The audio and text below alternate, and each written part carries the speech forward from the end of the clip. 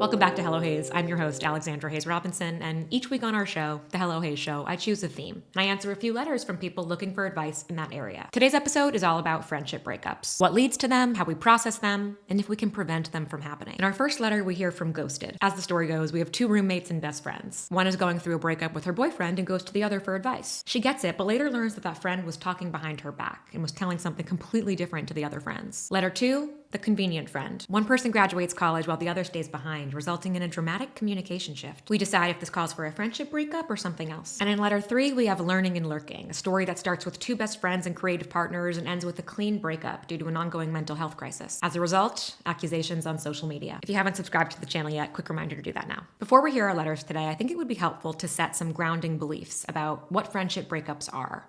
And then we can use these beliefs as our North Star to guide us through this conversation today. The first is a shared definition of what a friendship breakup is. A friendship breakup is when something happens that causes the relationship to end. It could be one thing that you couldn't move past, or a culmination of behaviors that just build and build until you explode. A friendship breakup could be your choice, it could be their choice, or it could be a mutual understanding. It could be something you didn't want to do but had to for your mental health and well-being. I think a friendship breakup can also be defined by a feeling. It's when you mourn the loss of someone in your soul. I loved that language. I polled my audience on TikTok and Instagram to tell me what a friendship breakup means to them, and that was the language that one person used, and it really stuck with me. There's nuance to that, though. Part of me does want to just say that if it feels like a friendship breakup, it is. But then I pause because I realize when reading your letters and when reflecting on my own life and speaking with friends, that sometimes when we feel something, the feeling is real, but what we think the feeling means isn't always real. We don't always have the tools or the language to differentiate all of our different feelings or accurately describe them. And we sometimes don't have the experience or perspective to process change in our lives. I think that's what it is. When we don't have the experience or perspective or help to process change that's happening, sometimes we misinterpret our feelings. And even when we do have experience, it's still fucking hard because change is really, really hard. Which leads many people, myself included, in so many situations to yell friendship breakup or betrayal or some other really extreme result. It causes us to yell that when the situation doesn't actually call for it. We jump to the worst, most definitive conclusion because sometimes it's easier for our minds to wrap around something extreme than for us to process the more nuanced, complicated, human explanation. Sometimes something that feels like a friendship breakup is actually a friendship shift. And look, friendship shifts can be just as painful and real and worthy of our grief and communication, but they might not warrant a breakup. Why do I think it's important to differentiate here? It's not to invalidate our feelings, but it's actually to empower them. When you understand all of the nuances of your feelings and the situations that you're in that cause them to be stirred, you're actually able to trust your gut more because you have the experience of thinking critically. Doing this work, having these conversations with each other right now, having them with your friends and your loved ones, with your therapist, having these conversations together helps us all zoom out, notice new things, get smarter about our feelings. And then when we zoom back to earth, we can trust ourselves more because of all of the new things that we saw and learned. So that was the first grounding belief, getting clear on what a friendship breakup is. So naturally next, what isn't a friendship breakup? It's harder to give a clear sentence definition for that. It's sort of like those math equations. I'm gonna reveal that I'm terrible at math because I don't remember what it's actually called, but it's like friendship breakups. I think that friendship breakups always equal an event or a series of events that cause distance, but distance does not always equal a friendship breakup. I think that you can drift from someone and it's not necessarily a friendship breakup. Sometimes, in some situations actually, distance is what preserves a friendship and allows it to exist, though in a different way. I don't think a friendship breakup is when you don't talk as much anymore or when you've grown apart in some way. I don't think that's a friendship breakup. It could become one depending on what steps you take, but in and of itself, it's not a friendship breakup. Another grounding belief in our conversation today is that friendship breakups can be as real and intense and devastating and destabilizing as a romantic breakup. There are key differences though, and there's one that I've been noodling on. There's one difference that I've been noodling on that really intrigues me. And that's that friendship breakups are not as natural as romantic breakups. Stay with me. There's a certain drama to a friendship breakup, perhaps a misunderstanding that maybe isn't as present in a monogamous romantic relationship breakup, because unless you get married or choose to be life partners with someone in a monogamous romantic relationship, breaking up is like a natural result of it. Unless you're going to stay together forever, you break up. Romantic relationships end in breakups, or they just keep going forever. If you want another partner, another romantic partner, you have to get rid of the one you have, at least ideally, if you're not cheating. Or, of course, you could be in a polyamorous or an open relationship and have that conversation with your partner and see if it's something that you want to do together. But generally speaking, like, romantic relationships end or they continue. Friendships, however, never have to end because you don't have to choose only one friend for the rest of your life. You can always add more friends. Like a friendship can be made in 5th grade, and if you two are okay with your friendship ebbing and flowing over the long course of your life, you could have a lifelong, beautiful, rich friendship. And in that way, I think that an end to a friendship isn't as natural as an end to a romantic relationship. And that's part of what makes it this like underbelly of society that we don't talk about. We don't talk about friendship breakups and we don't give them the dignity they deserve because they're like not really something that should happen. We all know that it does happen, but since it's not as natural as a romantic breakup or as a death, we don't discuss it, which leads us to harbor a great deal of shame and loneliness and depression when it does happen to us because no one else is fucking talking about it. So let's talk about it together. Time for the letters. Hello, Hayes. I think I'm going through a friendship breakup right now, or rather a ghosting, and I'd love to hear your perspective on this. The friend in question is one of my closest friends from college, and we've been friends for almost a decade. We lived together for a few years up until this summer when she moved to a new city. About a year ago, before her move, I broke up with my boyfriend because of continual communication issues. He suggested couples therapy with the goal of learning how to communicate better and getting back together. I went to my friend for advice on whether I should give it a try, and she was supportive and encouraging. I walked away from our conversation feeling positive about couples therapy, which did end up being helpful for my relationship.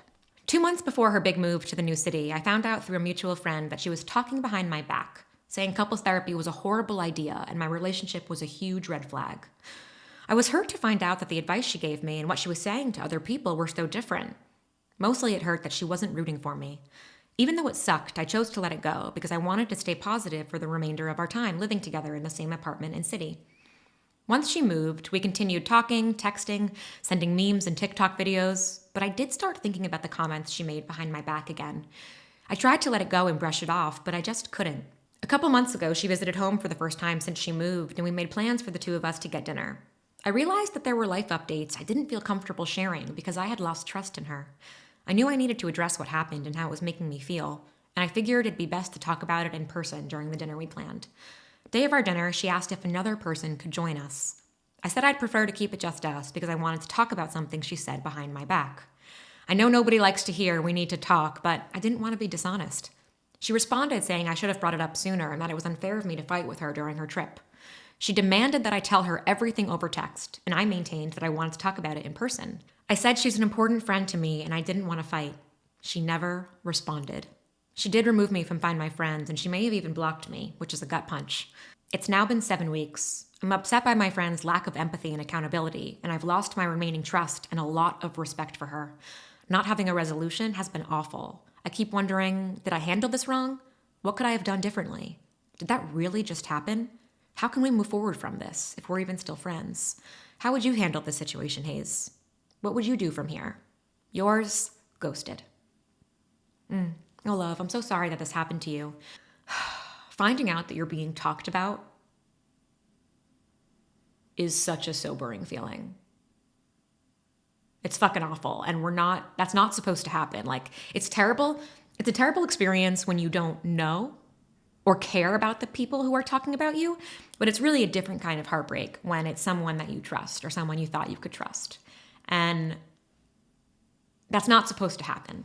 You're in such an alienating position right now because you don't know where you stand in friendship breakup territory. And that's confusing. So this story to me has 3 parts to help us get through that. It's what happened in the past, It's what happened in the present, which is now with this dinner and the lack of response. And it's about the future, which is about learning from the situation and figuring out where we go from here. So let's talk about the past. Your friend broke your trust, and it sounds like that experience brought you a lot of shame. It's an incredibly destabilizing experience to find out that a person who was there for you in need, like, wasn't actually there for you in need, or they were there to your face, but behind your back, they were saying something completely different. And it's also fucked up to know that the person who was giving you counsel, that you trust to give you counsel, was like going back on her counsel to someone else. That's really confusing. And I imagine that you say that couples therapy has been good for you, but I imagine at the time that not only I can imagine how that would not only make you doubt your friendship, but it could make you doubt the other decisions you're making about your boyfriend. And that must have been really confusing and lonely and scary. I think that this situation is definitely a fair cause for a friendship breakup, especially if your friend refuses to talk to you about it. But generally speaking, I don't think that friendship breakup has to be the inevitable end in a similar situation. Meaning, if you find out your friend has said something about you, depending on what it is, I don't think it has to end in friendship breakup. And I'm really proud of you for being brave and attempting to bring it up. Because that's the way out of that, right? If you find out that someone you love and is close to you is talking shit about your relationship, it's hard. It's going to be hard to just get over that on your own. That does require, I think it requires a conversation. And I'm proud of you for trying and bringing that up. Especially since we know that you're a person who sometimes just sits on their feelings for the sake of keeping the peace. Cough, cough, 2 months went by without you saying anything. My love, that must have been so hard. That must have been so hard to continue living with this person, knowing what she said about you to somebody else. That must have been really hard. And I don't know where in the timeline this is of healing with your boyfriend. It sounds like you guys are still together. Can't be sure. But like, home is the place where we're supposed to feel centered and safe. And 2 months is a long time to be living with someone, to be living with a secret like that. Why did you do that, you think? I know to keep the peace and you wanted everything to be happy before she moved, but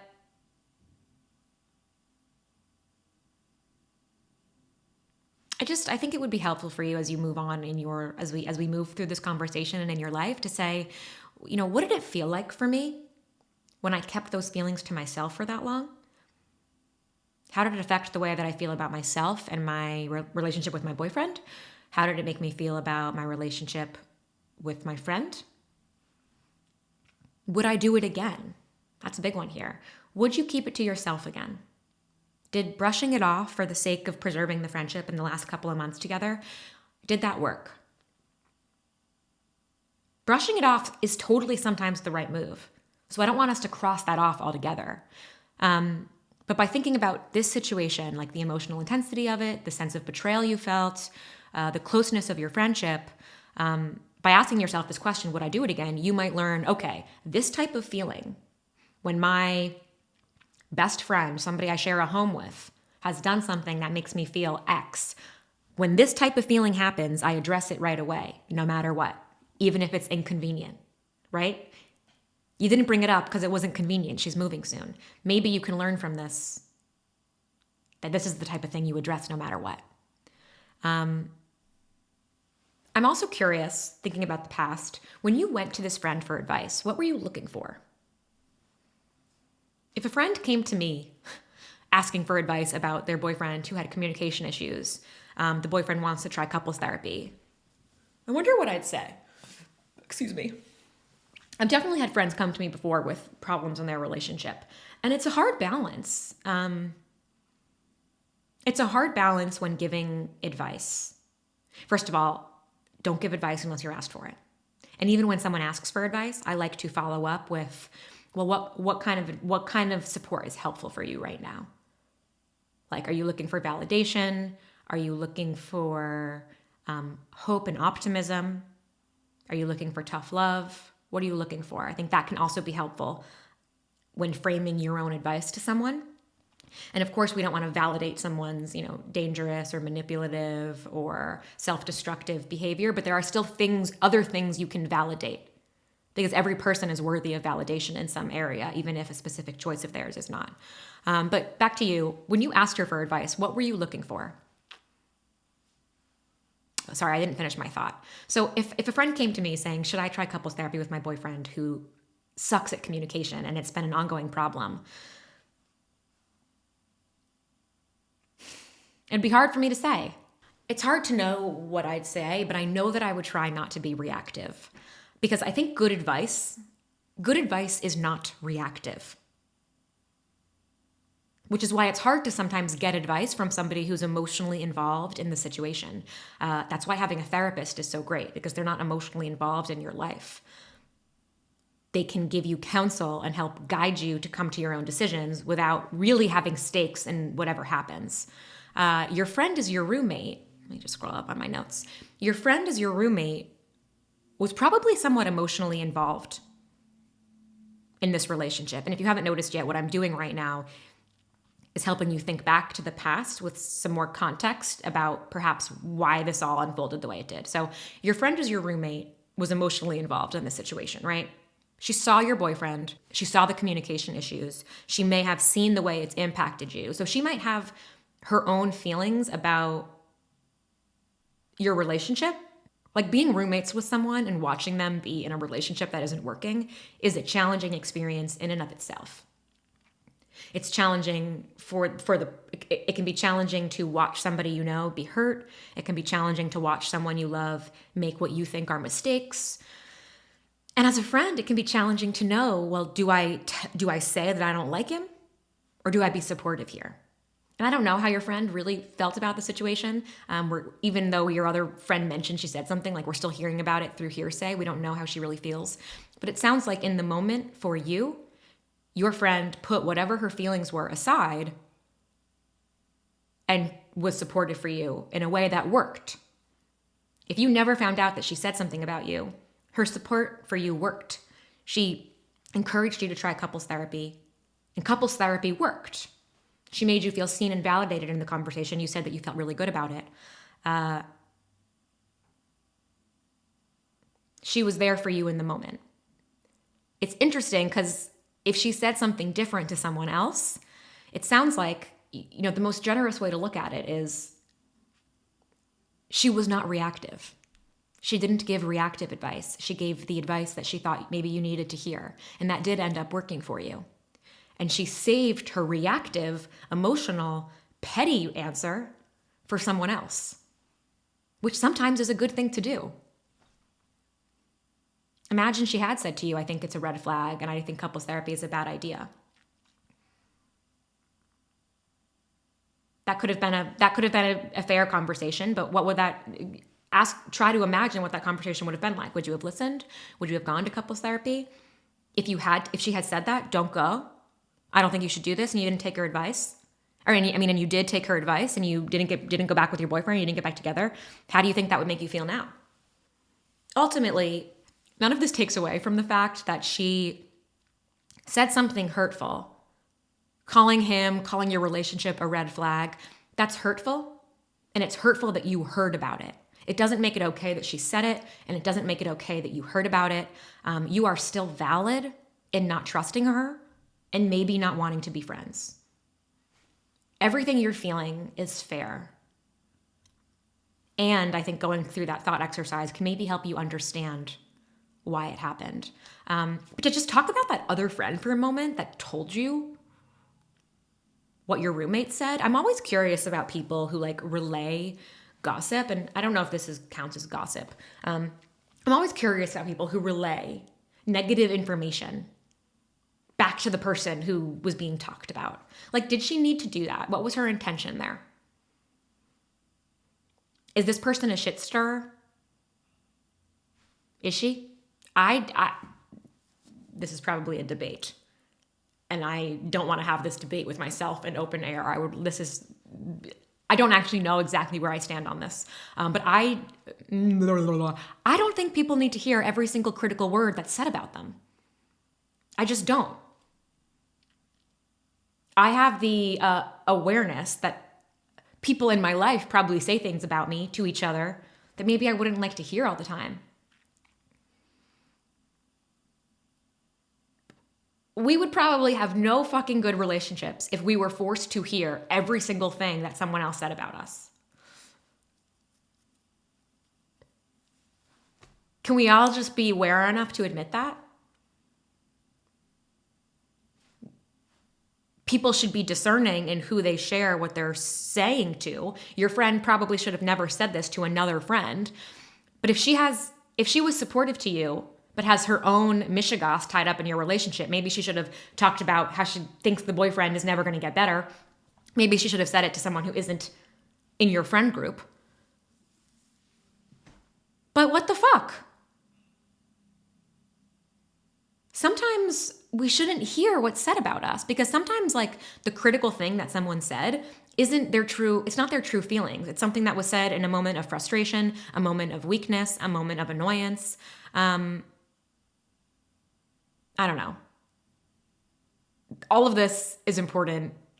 We could be here guessing forever what your friend meant when she said that to the other friend.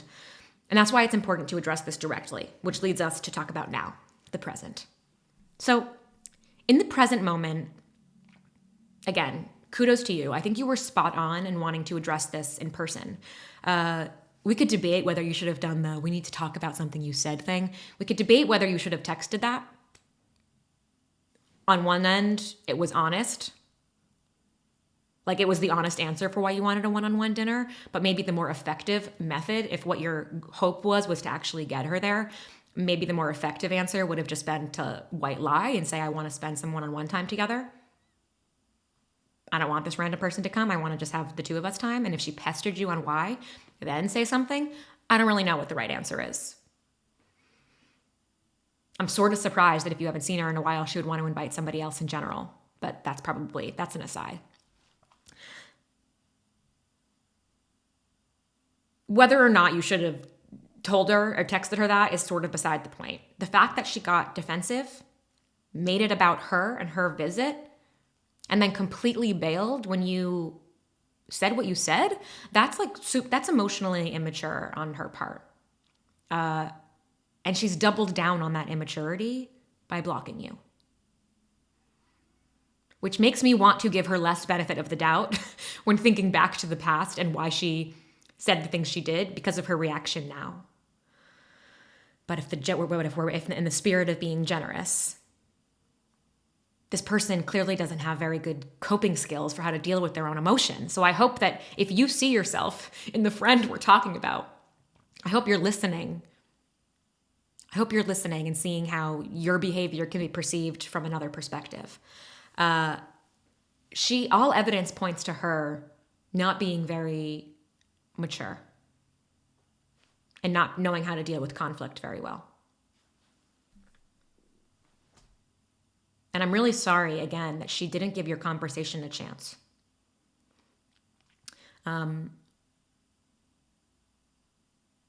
Because without the conversation, this sounds like a friendship breakup to me.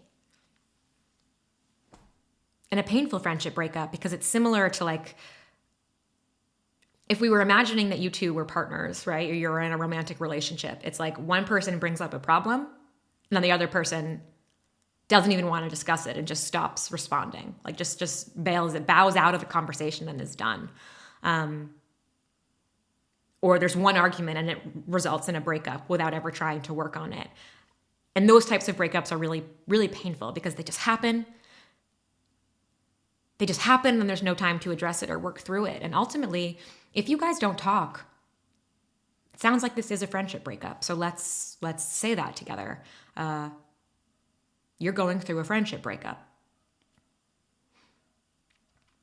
The chain of events here to lead to it is like betrayal, when she said something about you and your relationship behind your back. Secrecy, which is when you were keeping the secret that you knew.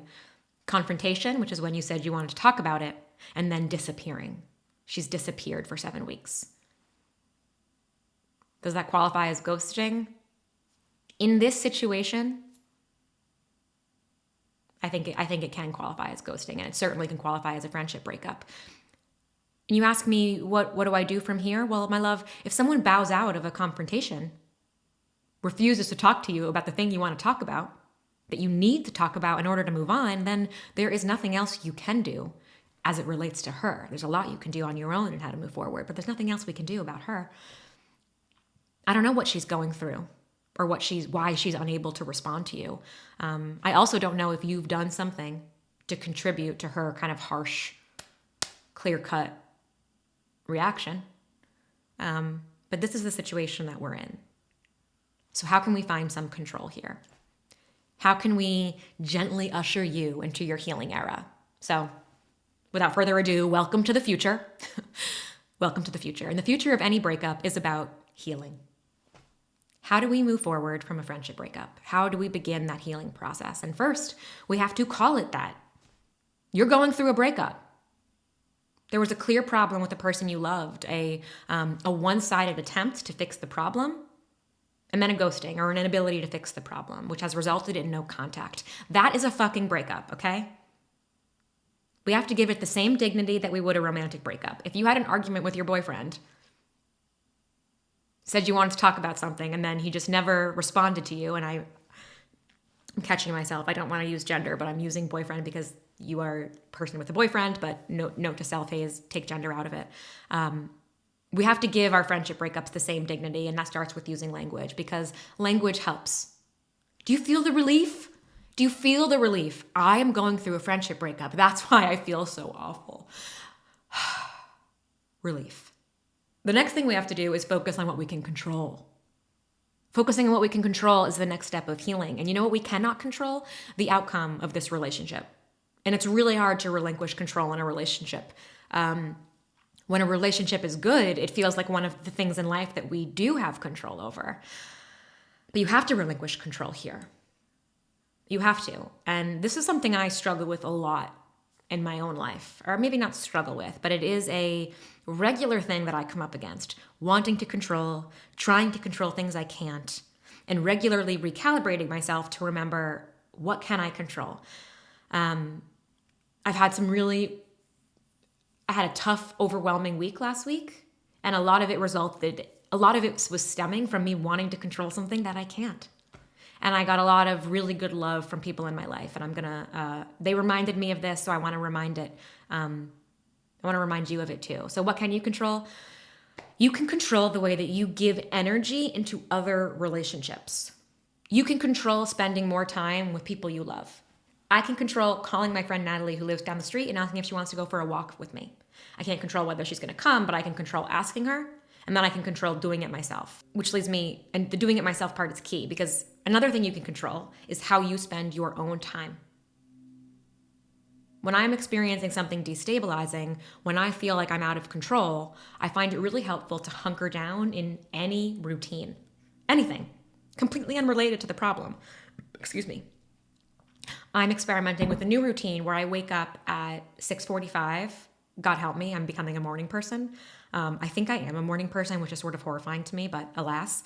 I wake up at 6:45 now, and I work on a project that I otherwise will not have time for unless I do that. I'm getting up early. I set my alarm. I stumble downstairs and make some coffee. It's done by 7, and I'm working on this thing before the day has begun by, 7:15. Brian's listening. He's going to be like, why the fuck does it take you 30 minutes to get started? Because I'm relaxing, okay? I'm a slow mover. That's something I have control over. And you know what's amazing? The thing I'm working on in the morning has nothing to do with the problem that has felt out of control for me. But exerting just a little bit of control in my life, reminding myself that I have agency, I have power, it makes the stuff that is out of control feel so much more bearable. So what's something that you can have control over? Is it, why is my brain not coming up with anything good right now? Is it, let's see. I think it has to be routine related. Is it making sure that you eat your lunch away from your desk? Maybe it's getting up early. I mean, I'm really hot on the getting up early thing right now, and I hope that doesn't feel toxic. Like, you need to get up early to do all this stuff. If getting up early doesn't feel good for you, and I sleep in when I need to. I want to be really fucking clear here. I am not promoting getting up at 5 a.m. and working out, and God no. But if waking up earlier than your day starts to do something that matters to you, if that's a way that you can feel more in control, join me in becoming a morning person. And the last way that you can remind yourself of your control is to give yourself a resolution. You say that not having a resolution is awful, and I hear you. I hear you. You deserve a resolution, and we can give ourselves resolutions. We do that together. Sometimes a resolution is not a clear-cut answer, and maybe that's something that we can reframe together. I think when we think about a resolution, it's like we want someone to hand us a piece of paper with an answer. We're not friends anymore. Everything's going to be okay.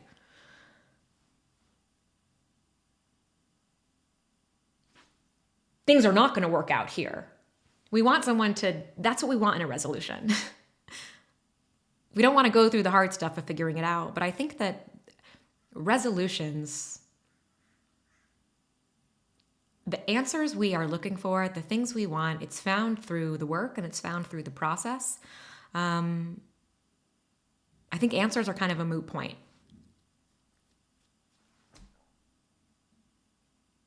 Answers are kind of a moot point. We don't need them. We don't need them. What I'm trying to say is that you don't need a resolution from her because we're going to give you the resolution. And that's something you can control. Give yourself a motherfucking resolution. I don't think you need to do anything differently than what you're doing right now. Process the resolution that we've come to. This breakup has already happened. It ended in a confusing way, in an ambiguous way, but it happened. It happened. Sometimes people are meant to get back together. You know this from your own romantic relationship. But first you have to heal on your own, you know? It's not really a worthy use of your time right now to decide whether you're going to get back together with this friend. Because you can't have a conversation. And you don't need to beg someone to talk to you. Still, I'll never say never. There's definitely a world where your friendship could survive something like this. I think there's a world where a friendship can survive learning you've been talked about. I think it can survive a period of 7 weeks where they're not responding to you. I think relationships can survive a whole lot of things. We have to believe that, right? We have to believe that our relationships can survive challenges. I don't know if yours can or if it should, but I believe it's possible. It would take an uncomfortable, honest, loving, compassionate conversation that it sounds like your friend is not willing to have right now. So we're just going to take that off the table. I think what do I want to say to you? What do I want to say to you to end this? And it's that, I'm sorry that you're going through this. You've been through hard times and you will get through this one too. Focus on what you can control. Focus on what you can control. I've been amazed this week at how much that has helped me. In a different problem, but oh my God, it helps. Lean on the people who are showing up for you in the ways that feel good. Give yourself the closure that you deserve. I hope this gave some closure to you and to anybody listening who's dealing with a friendship breakup that feels ambiguous. It's going to be okay. All right, stick with me for the next letter. Hello, Hayes. My friends and I met in the beginning of 2023, and we were immediately besties. We had similar schedules and hung out every single day for at least a couple hours. We laughed together, cried together, went out together. We shared really private, personal details about ourselves. I truly thought of her as a North Star bestie. The problem came in May when I graduated, and she had another year left in her program. This was never a big deal to me. I live fairly close to my college and was planning to fly back a few times and hang out with her. Plus, we always text regularly anyways. But things changed so quickly with us after my graduation. She started taking 1 or 2 months to respond to my texts, but when she did respond, it was just like how we used to be. The energy and love was all still there, so while I was hurt, I didn't think there was anything wrong between us. I ended up going back to visit my college in August to meet another close friend, and I happened to see her as we're all in the same circle. I thought of asking her if everything was okay, but once we started talking, things were just like how they used to be. I couldn't find the courage to speak up about how hurt I felt. She said that her internship was pretty time consuming, so I figured she was just busy. However, once I left, things went right back to how they were over the summer, with her barely ever responding to me. I'm afraid of seeming needy or desperate by bringing up these issues with her, but I'd hate to keep watching our friendship die. Part of me wonders if she only wanted to hang out with me and be friends when it was convenient for her. Since we both had similar schedules and interests, hanging out with me would have been the easy choice. Maybe she never cared about me the way I care about her. It hurts to think that all the memories that we shared were the result of convenience, but I'm having a hard time letting her go. How would you approach this situation? Yours, the convenient choice. Oi, oi, oi, oi, oi, oi. The first thing that I'm thinking about is the word convenient. It has such a negative connotation in this letter and in life, I think. Like, convenience is praised and hailed as the best thing ever. Convenience is huge. We love convenience. But when a person is described as convenient, we don't like that so much. And that's kind of a shame, because the reality is that most relationships are born out of convenience. If we're taking the term convenient and not looking at it as easy, or not looking at it as easy, but looking at it as nearby. The reality is, it's easier to make friends that are nearby. It's easier to fall in love with somebody who is nearby. So, one thing I want to just keep in mind as we talk about this situation is that convenient is not bad. Convenient is just it's neutral. It's neutral. You do make college and you make friends in college because of convenience. They're there. You make friends with the people who are available to you. And then, of course, there are a million other details and reasons why you choose people to be your friend. It's not just out of convenience. But convenience is part of it, if we look at the term convenience in terms of availability. Am I describing that right? I don't know if I'm describing that right yet, but we're gonna dive into the letter, and hopefully I clarify what I mean here. I guess what I'm trying to say is that I don't want you to think of convenient as a bad word. Rewind is, reading your story, one, you graduated so recently. Congratulations on graduating college. What a life change. What a life change. This is all still so new for you. And I know that when you graduate, I think this happens in life. You graduate college, you start a new job. We forget that we are new to whatever new thing we're doing. I'm counting my fingers, May, June, July, August, September, October, November, December, January. You are only 9 months into your post-college life. You are a 9-month-old. You are an infant in the post-college living world. And I don't say that because I think you're young or juvenile, but give yourself and your relationships a break. You are adjusting to a totally new world. People do this with jobs. You start a new job and you're like 6 months in. You're like, why aren't I a master at this yet? Why don't I feel fully comfortable? Because it's new. It's new. Allow that to comfort you. Some of the shifts that you're describing are because this is new. The story you're describing to me with your friend, this isn't immediately to me a friendship breakup, and it's not a sign that your friendship is dying. I do think your friendship is shifting, but it definitely does not need to be an end. The way you feel about the way you and your friend are communicating now, it's real and it's important, and it's a sign that something isn't working. So we're going to figure it out together, how to move forward to preserve your friendship, to welcome the friendship into this new, adult moment. First, let's talk more about what you're feeling and try to understand more why this feels so intense. So the intimacy that you had in your friendship, the friendship you described to me sounds really intimate and really special. And sometimes these one-on-one friendships like that can feel a whole lot like a romantic partnership. And I don't mean that in a sexual way. I'm not suggesting that you have feelings for your friend. But friendship is about community. It's about feeling connected to someone. And college in particular is a time when our friendships do feel like the only lifeline, you know? Is that what I'm trying to say? Friendship in college feels so deeply personal, I think, because it's also the first time you're away from home. So perhaps when you're in high school and you're younger, your friends matter. Your boyfriend, your girlfriend, your partner matters, but your family is sort of rooting you in. You're rooted at home. And then you go to college and your friends become like family. They're the people you're most connected to. You rely on them. Like that relationship is sacred. And especially if you're two single people, you're living around the corner from each other, you have the same schedule. It's like you're partners. This friend to me sounds like you felt she was a partner in your life. And now that you're no longer on the same schedule, you no longer live in the same place, there's been a shift. And I recognize that that can feel like a breakup.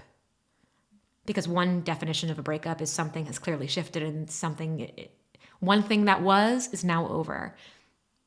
And that did happen, actually. The thing that was this friend. If you're thinking about your schedule and the ways that you spent time together, that is over. That chapter did end. And that I hear how that feels really sad and hard and scary. But the thing about friendship is that just because one season of the friendship is changing doesn't mean the friendship's over.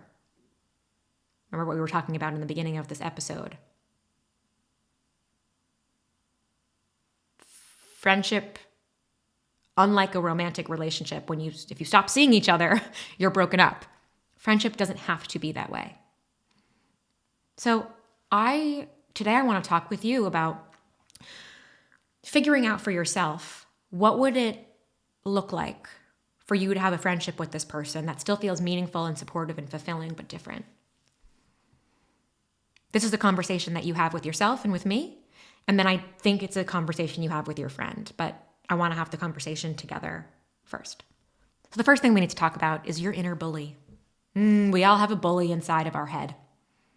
Part of becoming a confident, more self-aware person is identifying that those two voices exist, right? There's your true self, and I identify the true self as the one that is strong and confident and like the voice that isn't in crisis.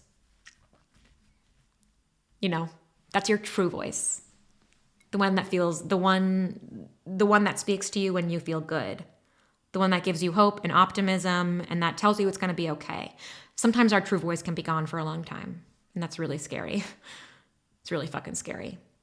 And that's why we need help from others, and sometimes medical professionals. But you have to know that these two voices exist. There's the true voice, and then there's your inner critic. There's your inner bully. And your inner bully is deeply insecure, by the way. And your inner bully is the one who's doing the maybe I was the convenient friend thing. That's your bully talking. Maybe she never cared about me. Honey, your true voice knows that that's true. I don't know why I just called you honey. That didn't feel natural. Love. Love feels better for me. Love, this friend cared about you. Someone can't fake it. You're too smart. When people are faking it with you. The friendship you had while you were together was real. Don't allow the fact that you're not in school together anymore. Don't misinterpret what's happening here. This is just a distance problem. And it's a real problem. And we're going to figure out a way to communicate better with this friend. But don't allow distance. This is the distance thing. Don't allow distance to become a bigger existential statement about what was in the past. What was in the past was real and true and beautiful, and let it be. Let it be. Don't let your feelings today change the narrative about what existed before. Just because things are changing now, sure as hell does not mean that you were the convenient friend. It doesn't mean that you were an easy choice and that everything you shared was a lie. The truth is that friendships are nuanced, especially when you undergo such a major change, such as no longer living in the same place and getting a job or an internship. You're in a growing pain right now. And I don't want you to look at this so black and white. Because if you look at friendships in such a black and white way throughout your life, I fear that you won't be very satisfied. Let's challenge the way this friendship could look. As a thought exercise, I wonder if you first could think about what did this in-person friendship with this North Star bestie, what did that give you that you're currently lacking? Because maybe you can notice that, yes, you miss her and you miss the way you two used to be, but you also miss having someone to get a casual, quick lunch with. Like you miss being able to text someone randomly being like, want to go get a bagel? See you in 10 minutes. Because the truth is that you miss her, but you also miss some of the stuff you did with her. And I wonder if we can separate that. Because in separating it, we can start to find solutions and see how we can do those things with other people. So that's number one.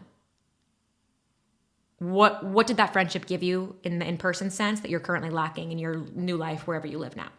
The next question is, what can I still get from this person? What could intimacy look like with this person, given the new set of standards? She's showing you that she's not a very good texter. I think we can talk to her about the texting, but we can't snap our fingers and make her a better texter. What might intimacy look like here? You mentioned that you went back to school to go visit someone else in August. What about texting her saying like, hey, I want to come out and visit you. What do these 2 weekends look like? Maybe texting as a form of keeping in touch won't be the way you stay intimately connected with this person, but there could be other ways. You want to be in conversation with yourself asking, where can I stretch in this relationship? Where can I be more open-minded? And then where can I not compromise? So texting. Texting is such a big one in long-distance friendship. Some people are texters, some people aren't. Where can you personally stretch in terms of your expectations for texting? I don't know what type of text you were sending her that she was taking a month or two to respond to. I take a long time to respond to some texts. Some texts I just completely ignore, which a lot of people probably think is a major character flaw on my part. And I don't necessarily disagree. My mom's probably like, From the perspective of somebody who struggles with texting, I get overwhelmed sometimes by the expectation of keeping up with people over text. I would prefer someone to just call me, and vice versa. I don't like having conversations over text, but that's my specific personality.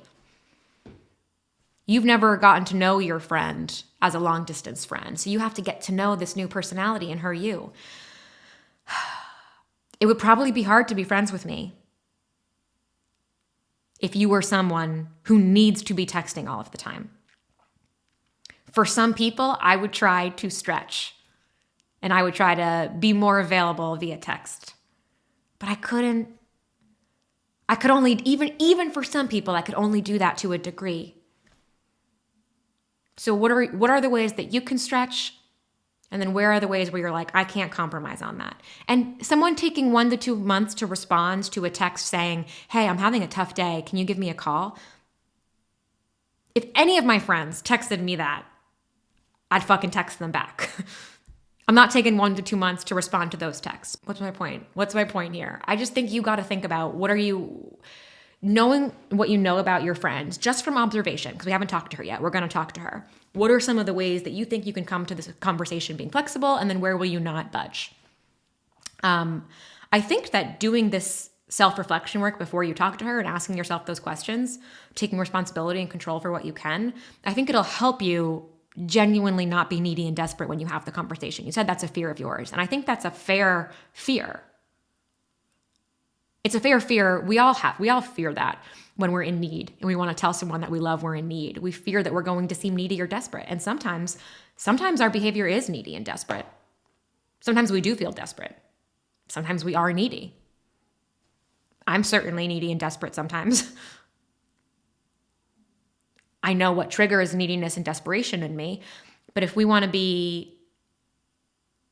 I have to take responsibility though for when my neediness and desperation, I'm always part of that problem. Can some people do better things to support me and be in my life? Yeah. But if you approach this friend from a place of, you never respond to me, you, without doing any of the work for yourself, you're more likely to come across as needy and desperate and potentially overwhelm this other friend. I should also say that we can't control the way other people perceive us. So we could even do this work together. You could do everything in your power to make sure that you don't seem needy or desperate, and she could still think you're needy and desperate. So take it with a grain of salt. We're doing this work for you, not for her. We're having these conversations and figuring this out so that you can feel confident. You can feel good about not being needy and desperate. We can't control how she perceives your discussion of this with her. We can't control how she feels about you. We can't control that, but we can control how you feel about the situation. So I do think a conversation will be helpful. If things seemed normal and loving when you were together, and if things seem normal and loving when she responds to your texts, I would take that at face value. She's not mad at you. She's not trying to ghost you. She's not trying to break up with you. We still have love for each other. I would take all of that as real. Still, something isn't working, but try not to overanalyze what this new behavior means. The only thing it means right now is that things are changing. You've graduated. She's still in school. Things are changing. Let's just take that at face value. I know you feel scared to bring it up. When you bring it up, I think the framing of how you bring it up and what the problem is, I think that might be helpful when you mustering up that courage. I know you said, you said that you didn't have the courage to bring it up. And I know that feeling like, oh, when you're talking with someone and you know you have something to say, but you're just too scared and it just kind of sits in the back of your brain and you're filled with remorse and regret when later you're like, I didn't say something then. Well, next time you're going to say something. And I think you'll feel more courageous knowing that it's not coming from a accusatory, angry place, because it's not. You're not coming here accusing her of never liking you. Don't do that. It's coming from a place of saying, I've had this big change in my life. There's this big shift that's happening. And it's been hard adjusting. And you miss the time that you two spent together. Ask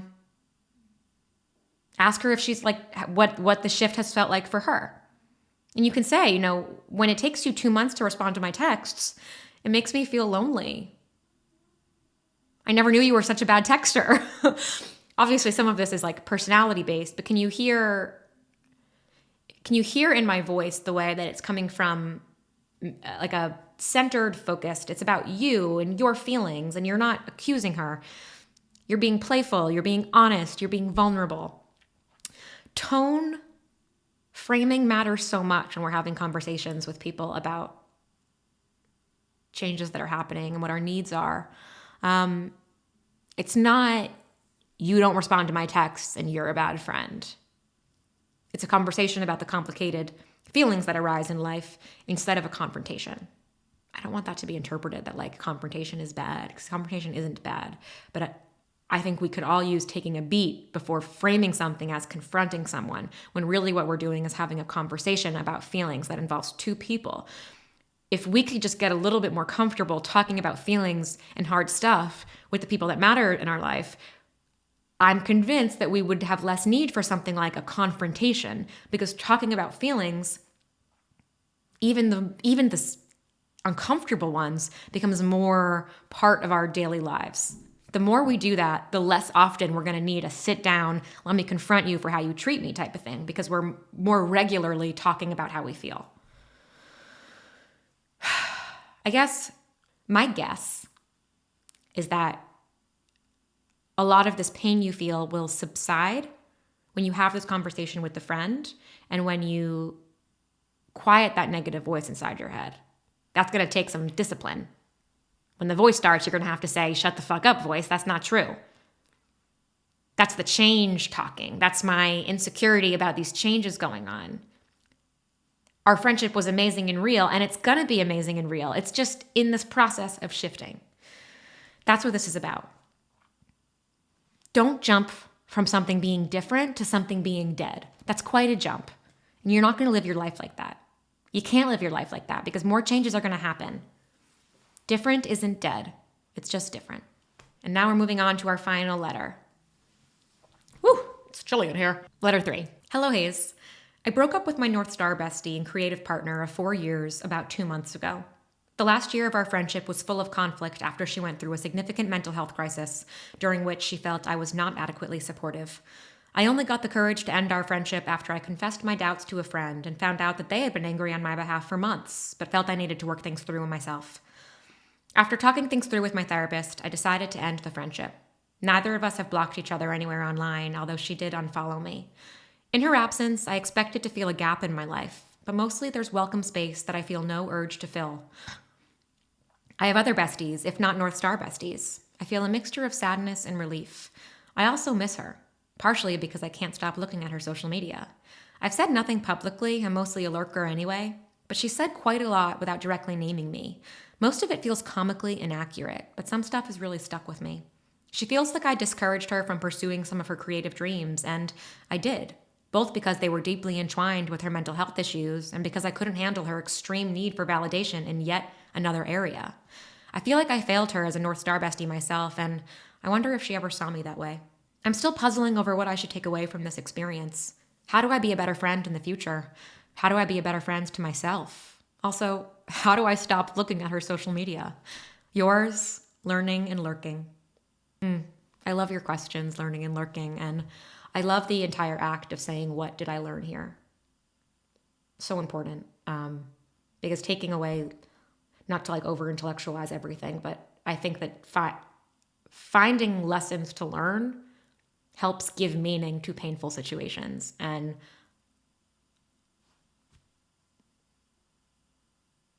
what is the point of life if we're not learning? We must find ways to find meaning in the painful things that happen to us, the painful things that we create, that we contribute to. Finding silver linings is not toxic positivity. It's a healthy survival skill. And I appreciate these questions that you're asking yourself and in turn asking all of us. So how do you be a better friend in the future? Let's start with that. I don't know the situation exactly. And how you were a good friend. Maybe ask yourself that. Maybe figuring out how to be a better friend in the future involves thinking about the ways that you were a good friend here, reminding yourself of those ways. Sometimes when we're riddled in self-doubt, we forget about all of the good we've done. So what good did you do? Where over the course of this friendship did you feel like you were a good friend? Where do you know you were a good friend? How are you a good friend in other areas of your life? What makes you a good friend? If you need some help, ask other people. Ask people who are still in your life. What makes me a good friend? Remind yourself of that so that when you're making this list of how do I be a better friend, it's coming from a place of like abundance and confidence rather than a place of lack. Again, I don't know the situation exactly. I don't know what her mental health issues were. I don't know how you supported them. I don't know how you were unable to support them. But here are some things that I thought of how to be a better friend. You can take what you will. So sometimes being a good friend means accepting that we can't fix our friends' problems and we can't stop them from making their own mistakes. Sometimes being a good friend means not giving advice when it wasn't asked. It might mean not telling someone not to do something, but saying what you'll have to do if that thing happens. So you told her not to pursue her creative dream. What would it look like instead for you to let her do whatever she's going to do and you make a choice based on her decision? So friend, if you want to start this new business or you want to do X, Y, and Z, do that. And that will mean that I do X. Being a good friend sometimes means having our own boundaries and respecting our own boundaries so that you can be there when they need you. Like airplane, you can't put your oxygen mask on. You can't help someone else with the oxygen mask until you put yours on. How are you taking care of yourself so that you can be there for your friend in crisis? Being a better friend to others and to yourself might mean no longer blending work and friendship. I don't know if that's a lesson that you feel, I don't know if that's a lesson that resonates with you in this story to take away from this. Noodle on that. How do you be a better friend to yourself?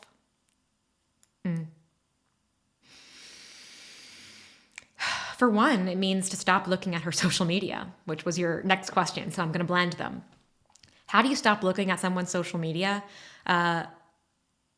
You stop looking at her social media by having discipline with yourself and setting up any barrier, like setting it up from a tech perspective so that you can't if you need to.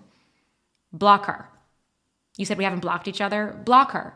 use the block button. I was just having this conversation with a friend, specifically looking at things on social media that are not for you. Seeing things that people are saying about you, lurking on ex-partners. I'll share this piece of advice that I received for me was a breakthrough for me. So I'm going to share it with you in case it is one for you. It is a form of self-harm to repeatedly consume something that makes you feel badly about yourself, that makes you question yourself, that whatever the negative effect is, to continue to consume that thing is a form of self-harm. Reading things she's saying about you, looking at photos of her, continuing to do that is a form of self-harm. I wonder if reframing it that way will help you take that boundary more seriously. Categorizing, looking at things on social media, seeing what other people are saying about you. Like if she's getting on her social media and talking about you, that is not meant for you to see. She should not do that, but you can't control whether she's going to do that or not. You can control whether you consume it, and continuing to consume it is a form of self-harm. So stop. Okay? Being a better friend to yourself also means being gentle with where you may have gone astray. I don't know what mental health crisis she was going through, and all people who are going through mental health crises deserve to have support and love and understanding. And it's fucking complicated, okay? I know it's complicated, and I don't know the situation here. But I'll say that you don't need to be a perfect friend in order to be a worthy friend. Sometimes relationships just don't work out. Sometimes friendships, the season has ended. Sometimes they'll come back, sometimes they won't. No two relationships are going to be alike. Whatever it is she's going through might not be compatible with what you're able to give in this moment. And that doesn't make you bad. It doesn't make her bad. It just is. Just because this relationship did not survive a mental health crisis does not mean that you are incapable of supporting other people through hard times. Especially if you're taking the time to learn about how to be a better friend, what you could have done differently. If you can learn about those things without feeling shame about yourself, you're going to be set up for you're going to be set up for success in the future.